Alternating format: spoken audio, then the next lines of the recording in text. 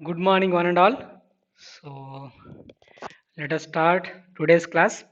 Before that, let us briefly go through the previous class.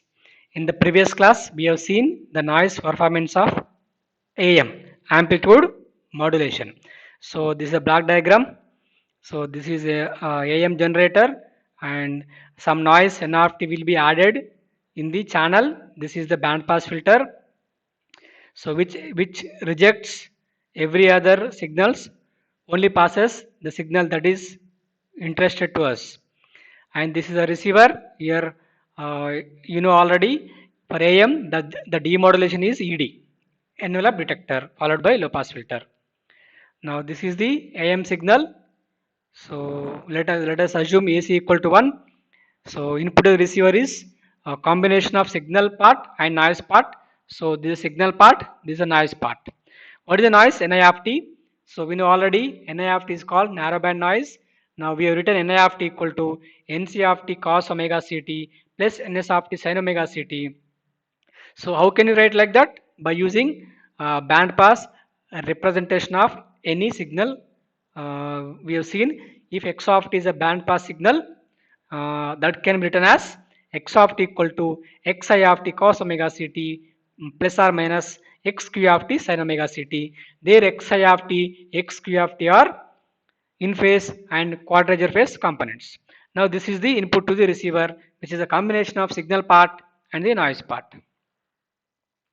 Now this is input signal power, that is 1 by 2 1 plus mu square by 2. Now this is how we get this. Actually this is a formula Pc into 1 plus mu square by 2. Now Pc equal to h square by 2 into 1 plus mu square by 2, like this. Now yi of t is like this: signal component and the noise component. Now this is the one of the important trigonometric identities, which is a cos theta plus b sin theta equal to square root a square plus b square cos theta minus alpha, where alpha equal to tan inverse b by a. This is very important. Now, so we are writing y of t in this form using that formula. Which form? Magnitude form and phase form. Now ei of t is nothing but envelope of the yi of t. Now this is the ei of t from the formula. Now, so here we assume one condition. What is that? A noise is very small. Now, if noise is very small compared to the signal part, okay. So noise is very small compared to the signal part. Now, which means signal part. This is signal part is much more than the noise part. Okay. Now this is further we can write like this. And so if this is much more than this part, generally what we do, we neglect the second term ns of t, because it is very less compared to the first term. It is negligible. So we can eliminate this term, and finally you can write a of t approximately equal to 1 plus mu cos 2 pi mt plus nc of t. Now you can further write this is a signal part, this is a noise part at the output of the receiver of the AM signal, AM system. Now what is the power of NC of t? 2 eta W, we know already. Now what is gamma? SI by eta W. So 1 by 2 pi eta W 1 plus mu square by 2, this is nothing but gamma. What is gamma? It is a benchmark SNR or SNR of the baseband signal system. Now what is the output signal power? What is the power of mu cos 2 pi mt? Mu square by 2. Okay. So here one is a DC component which can be eliminated. Okay. So here what is the signal part actually? Mu cos 2 pi fmt. That is the actual signal part. Whose power is mu square by 2. Now output noise power N0 equal to NC square bar equal to 2 eta W. Now what is the output SNR? S0 by N0 approximately equal to mu square by 2 NC square bar, that equal to mu square by 4 eta W. Okay. So this is the output SNR of the AM system. Now, but what is I want to write output SNR in terms of gamma, K into gamma. What is K now? For simple calculations, it becomes mu square by 2 plus mu square, and S0 by N0 equal to mu square by 2 plus mu square. So this is the S0 by N0 equal to approximately equal to mu square by 2 plus mu square into gamma. You know already what is mu square by 2 plus mu square is nothing but power efficiency.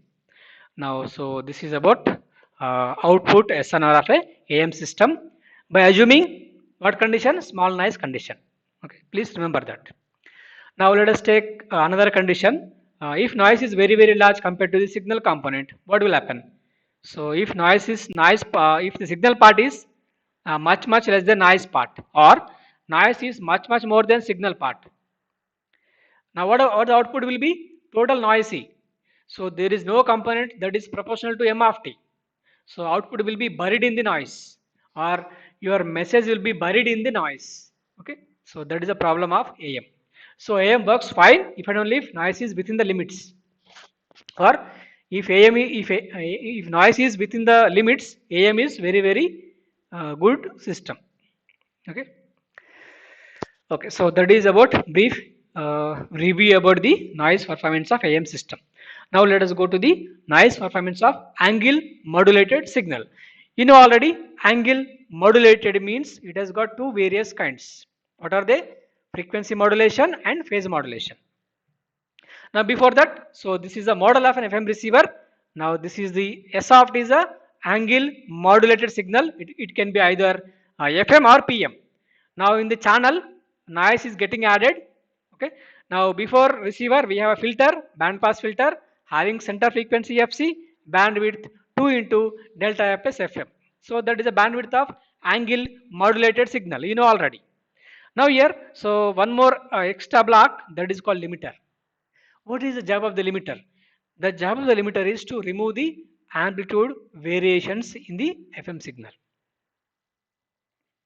Why? Because in FM, so there should be variations of the carrier frequency. Amplitude should be constant. We have seen already. But if at all there are any variations because of channel noise, those has to be removed. Okay.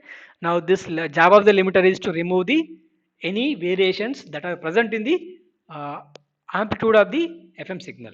So after limiter, what will happen? So the amplitude of FM signal would be constant. Okay. So if at all there are any variations in the amplitude, those will be removed by this limiter. Okay. So so that is about limiter and its performance or job.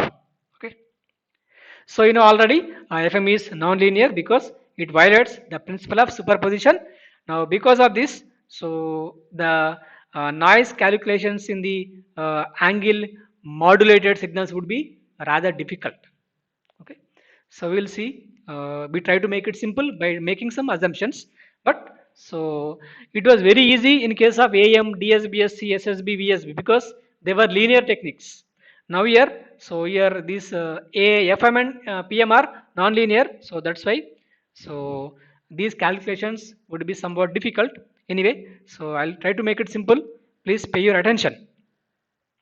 Now, before that, what is the fundamental difference between AM and FM when it comes to noise? Okay, so there are so many differences, but so when it comes to noise, what is the main difference between AM and FM? Okay, so you know already in AM, so the information lies in the amplitude variations. Okay, then noise can directly attack the amplitudes, or noise can destroy the amplitude very easily, which means noise can destroy the message signal very easily in case of AM. Okay, but in case of FM, please make a note of this. In case of FM, information lies in the frequencies, not in the amplitudes. Okay, but so noise will not affect that much the frequency. Okay, otherwise I can say like this: noise affects amplitude more compared to the frequency, or noise can change the amplitude but it cannot change the frequency that easily. Okay, so that's what is written in AM. Information contained in the signal amplitudes, so noise corrupts directly the modulated signal, whereas in FM, signal determined by the extent to which changes the frequency of the modulated signal. Consequently, FM signal is less affected by noise than AM signal. Okay, why? Because so in FM, information lies in the frequency, not in the amplitude. So the noise will not affect frequency that much compared to the amplitude. Okay. Otherwise, simply I can say that FM is very robust to noise compared to AM, or effect of noise on FM is much less than on the AM compared to AM. Okay, or simply remember like this. So the effect of noise on FM is very small, or FM is very robust to noise. It is an inherent property. It is something like gift. Okay, you read these statements properly, you will get to know everything clearly. So let us proceed to the calculations. Now S of t equal to angle modulated signal, that is AC cos omega ct plus psi of t. Now psi of t is defined like this for PFM and PM. Okay. Now at the receiver input, we have noise is Ni of t, that is this much. We have seen all this already. Now this is the bandwidth of any angle modulated signal. We know this already. Now Ni of t, I am writing n of t cos omega ct plus phi n of t. It is also some kind of representation. Okay. So y of t equal to signal part plus noise part, that equal to signal part plus noise. Now y of t is input to the receiver, which contains signal component as well as noise component. Now, so here signal amplitude, this is a noise amplitude. Okay. So I am taking some assumption as usual, small noise assumption, which means signal component is much more than noise component. Okay. So if it is so, what happens is noise output and the message signal are approximately independent of each other. At the output side, we have a message part and we have noise part. Now these two would be independent of each other if the noise is very small. Okay. Now, so that's why I am making one important statement. Please pay your attention. So we can compute the signal power for the case without noise and accept the result holds for the case with a noise too. So here what we do is, since these two are independent, first we assume that there is no noise. Okay, we calculate what is the output and we calculate the power also, output signal power, and we assume that that is also correct if there is a presence of noise also. Okay. Now we know already, so the output of the discriminator is proportional to frequency deviation. Okay, so this is a frequency deviation of any FM signal. Okay, now here I am assuming there is no noise. So what happens? So let me go back to the basic block diagram model of the. Here I am assuming, let us take output of the discriminator. There is no noise. Let us take, there is no noise. Input is S of t. It is passing through band pass filter. Limiter will remove amplitude variations if at all. If at all there are any variations, those will be removed by the limiter. And what is the output of the discriminator? That is nothing but kf m of t. That is a frequency deviation of S of t. Okay. So after passing low pass filter also, output is kf m of t. If there is no noise, please. Now that is a kf m of t in the absence of noise. Now what is the output signal power? Obviously power of the signal will be kf square m square bar. Why? Because kf is a constant. So if anything is constant, it becomes constant square when you deal with powers. Now output signal power S not equal to kf square m square bar. What is m square bar? Power of m of t. So for ISNR, noise output approximately independent of the message signal. Now this is, we have seen, we only have the carrier and the noise signal present. Okay. Now, so in order to calculate the power of the output noise, we may use, now this is what we can use. Now please here, what statement I made it, we have only the carrier and noise signal present. Okay, here. So actually this is the input to the receiver. Si of t plus ni of t equal to AC cos omega ct plus psi of t plus this is a noise part. Now here, since noise and the message are independent of each other, then what happens?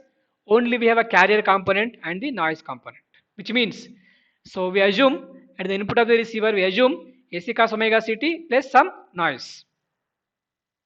Okay, so here what I told you is we only have a carrier and the noise signal present at the input of the receiver. Now this is input of receiver having only carrier AC cos omega ct, psi of t is removed, plus NC of t cos omega ct plus NS of t sin omega ct. Okay. Now let us go to the noise calculations. Okay. Now, so I am writing further this as cos omega ct, take common AC plus NC of t plus NS of t sin omega ct. Now this is a phasor diagram. So this is a phasor diagram of the yi of t. Now here we have AC plus NC of t, AC plus NC of t, AC NC of t. Okay. So this is one phasor. Another phasor is NS of t. Another phasor is NS of t. AC NC of t, AC plus NC of t, and NS of t. Now this is a phasor resultant. Okay, so these are orthogonal phasors or vectors. Okay, now angle is how much? Theta of t or theta I of t. Angle between these two phasors is theta I of t. Okay, so angle means nothing but phase actually. Okay, now so let us now why we go for this phasor diagram, because we need a phase here.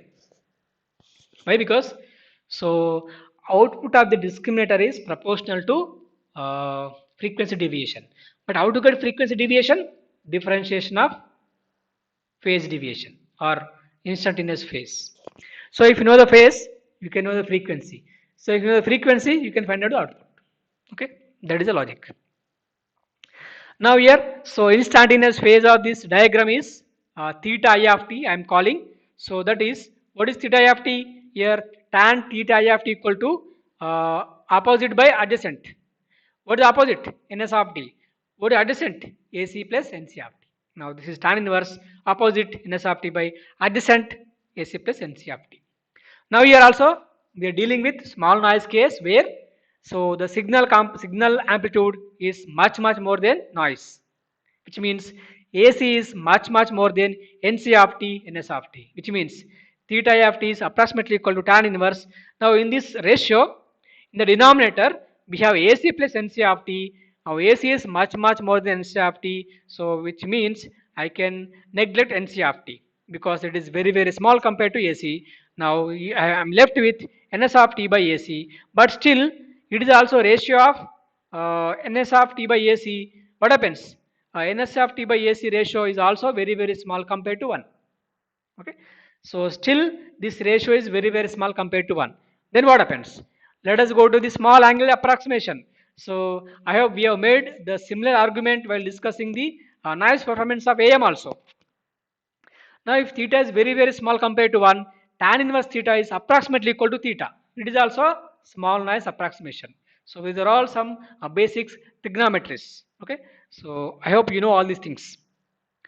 Now here, so what happens? Theta f t equal to approximately equal to tan inverse will be removed. Only you are left with ns of t by AC.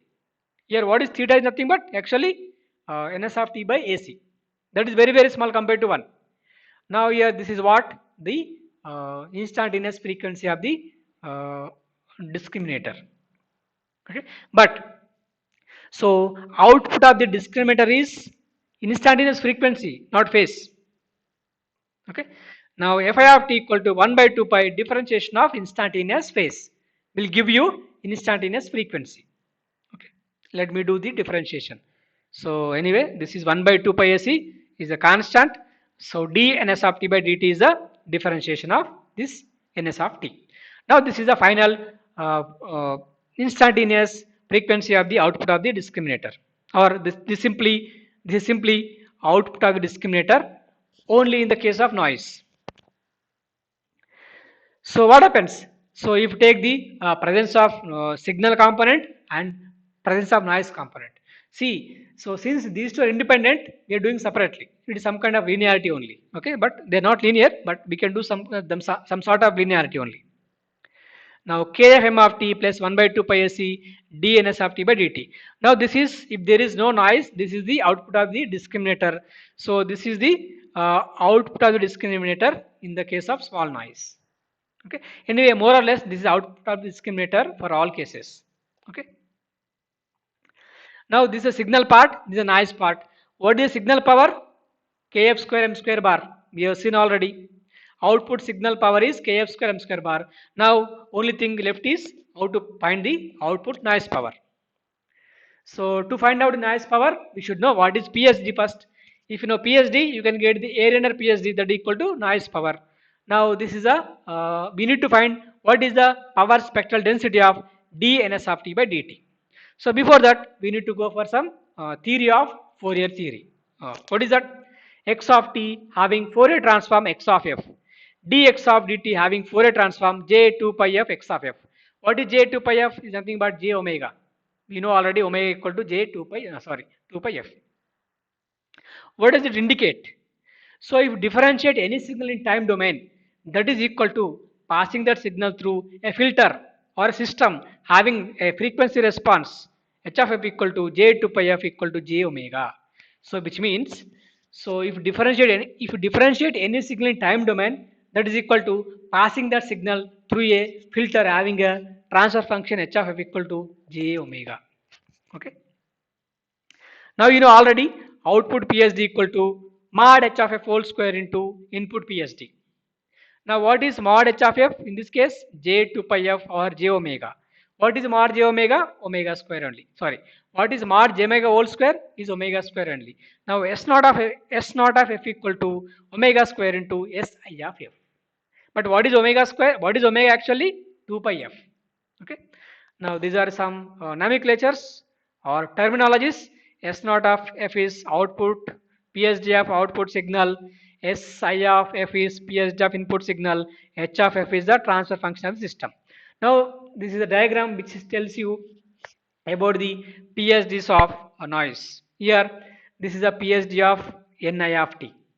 You know already Ni of t can be written, Ni of t is called narrowband noise, that can be written as Nc of t cos omega ct plus Ns of t sin omega ct. Now this is the noise PSD of Ni of t, this is a noise PSD of Nc of t, this is a noise PSD of Ns of t. So if you observe very carefully, so in PSD of Nc of t, PSD of Ns of t are same. Now what is that? Eta. Eta is a rectangle. Eta from where to where? So the length of the width of the rectangle is 2 into delta f plus fm. But if you go for the particular values of these frequencies, it is minus of delta f plus fm. Here this would be delta f plus fm. So if you take the overall width, it would be 2 into delta f plus fm. But if you go for the absolute frequencies, at this point, the frequency would be minus of bracket minus of delta f plus fm. This would be delta f plus fm. So these are the noise PSD of Ni of t, Ns of t, Nc of t. Okay. In case of fm. Now, so we need to calculate, first of all, we need to calculate what? We need to calculate what is the power spectral density of this term 1 by 2 pi AC dns of t by dt.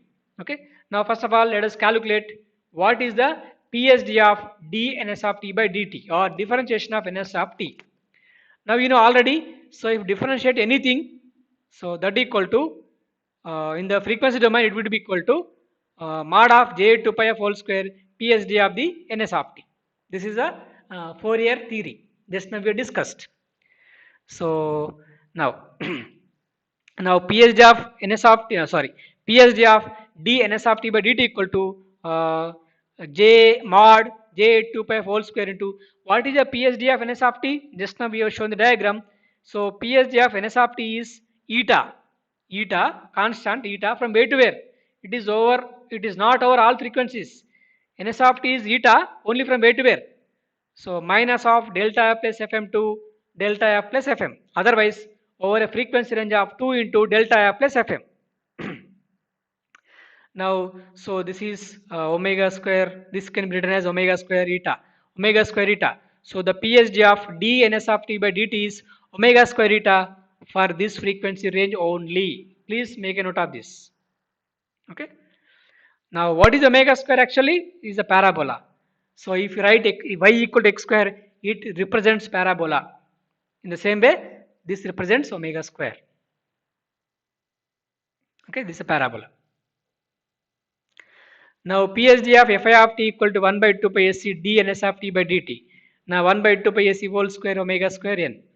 So please remember, if it is 1 by 2 pi sc, here it becomes 1 by 2 pi sc whole square. So that is because of power. Okay, I told you these kind of things in the last class also. Now what is the PSD of dns of d by dt? Omega square eta. From what frequency? What frequency? That is very important. Okay. Now this is what you get. This is parabola only. What is this? Parabola. But from where to where? Minus of delta f plus fm2 plus delta f plus fm. What is the value? What is the parabola? Omega square eta by 2 pi ac whole square. This is what the parabola from frequencies this to this. It is still not over. So if you observe the model of the FM after discriminator, what we have? We have a low pass filter. Till now we have done up to output of the discriminator. So suppose the noise PSD at the output of the discriminator is this much, a parabola like this, a parabola like this. Now if you pass this noise PSD through low pass filter having a bandwidth W, having a cutoff frequency W, what will happen? What will happen? W or FM? Here we take FM only, no problem. You get like this. Okay. So before passing the low pass filter, this is a noise PSD. From what frequency? From what frequency to what frequency? Minus of delta f plus FM to delta f plus FM. If you pass through low pass filter of frequencies minus FM to FM, you get a parabola from minus FM to plus FM with the same value. Okay. So this is the final noise PSD. Okay. Now, so you got noise PSD. What would be the next step? Finding the noise power. How to find noise power from PSD? That is nothing but area under PSD. So if you take area, output noise power N naught equal to integration minus FM to FM, integration of that parabola. You get like this. What do you get? It is simple calculation. I hope you can do this. 2 eta FM cube by 3 AC square. So what is S naught? I told you already. It is the output signal power that equal to kf square m square bar. So what is the S naught by N naught? A ratio of output signal power to noise power kf square m square bar by 2 eta fm cube by 3 ac square, that is equal to 3 kf square m square bar ac square by 2 eta fm cube. Now, so what is SI? Input signal power AC square by 2. I told you this also. So what is gamma actually? SI by eta W. But here we are writing SI by eta FM. Correct? So that equal to what is SI? AC square by 2. Substitute here. AC square by 2 eta FM. Now, so I want to write S naught by N naught in terms of eta. What is eta? AC square by 2 eta FM. Here AC square by 2 eta FM. If you take this common, now S naught by N naught would be, what would be 3 kf square m square bar by fm square into gamma. What is gamma? Gamma is called benchmark SNR or baseband SNR. So that is the best SNR you can get. Okay. Now S naught by N naught in the case of FM is 3 kf square m square bar by fm square into gamma. Okay. This is the final output SNR in the case of FM. But let me do a little more calculations. Now if m of t is am cos omega mt, this is already we assume. What is m square bar? Power of m of t is what? Am square by 2. Substitute here. Now S naught by naught will become 3 kf square am square by 2 fm square into gamma. But in the case of fm, we know that delta f equal to kf into am. Okay. And beta equal to delta f by fm. Now what is beta equal to? Kf am by fm. Now beta equal to kf am by fm. If you write everything in the form of beta, you get like this. S naught by naught in the case of fm equal to 3 by 2 beta square gamma. This is the final SNR of the FM signal for the tone modulation, for single tone modulation. Please remember this. Okay. Now, so if you do similarly for PM, what do you get? S naught by N naught for PM equal to 1 by 2 beta square gamma. Okay. So these are the output SNRs of a PM and FM in terms of gamma. What is that? So S naught by N naught for FM is 3 by 2 beta square gamma. S naught by N naught in the case of PM is 1 by 2 beta square gamma. Now finally, so please remember this. valid when the carrier power is large compared to this noise power, or these are valid for the small noise assumption. Already we assumed in the starting itself. What is that? So the signal component is much more than the noise component. So if I assume so, this would be the output SNRs of the FM and AM systems. Here you can clearly see that output SNR is proportional to beta square. Here also. What is that? Now output SNR is proportional to square of the modulation index. Okay. Now this table tells you everything about modulation techniques. So these are the first column is various modulation techniques. Okay. Second column is output SNRs. Third column is power efficiencies. Fourth column is bandwidth. Now let us take DSBSC. What is output SNR? Gamma. Okay. What is power efficiency? 1. We have seen already. What is bandwidth? 2W. Everything we've seen. So why I'm writing all these things at a one place means I told you. So actually, if you take any modulation scheme, there are two important resources. What are they? Bandwidth, power. We need to conserve them. And finally, so it has to give accurate output. Every receiver or every modulation, every modulator should be able to produce proper message signal at the output side. So these are all important aspects of any technique. If you take any technique, what do you want? You want to have a more power efficiency. You want to have a better bandwidth efficiency. Okay. After that, finally, so you need to get a accurate message signal. Okay. These are all. These are the three important aspects of any communication engineer. So that's why I have tabled them. I have written all these things at one place. Now let us go to SSB. This is also gamma 1 to W. Sorry, W only because we are transmitting only one side one. VSB approximately equal to gamma, approximately equal to 1. It is FE plus W approximately equal to W. Why? Because in VSB, what is the difference is we only transmit some wastage of the other side band. AM, what is the output SNR? Approximately equal to mu square by 2 plus mu square into gamma. It is for small noise case. Power efficiency is mu square by 2 plus mu square. So that's why output SNR is power efficiency into gamma. I told you this also. Now what is the bandwidth? 2W, we know already. For FM, what is the output SNR? Just now we have derived 3 by 2 beta square gamma. Power efficiency is 1. Bandwidth is 2 into beta plus 1 into FM. In case of PM, what is the output SNR? 1 by 2 beta square gamma. It is also for small noise case. What is the power efficiency? 1. What is the bandwidth? 2 into beta plus 1 into FM. Now here, so the bandwidths of FM and PM are same. I mean, here beta belongs to FM, here beta belongs to PM. That is the only difference. Now we have derived this bandwidth formulas from the Carson's rule. So these are practical bandwidths actually. Theoretically, the bandwidth would be infinity, but practically these are the bandwidths by using Carson's formula. Now, as I told you, in case of PM and FM, so the output SNR is proportional to beta square or proportional to square of the modulation index. Okay. So this is about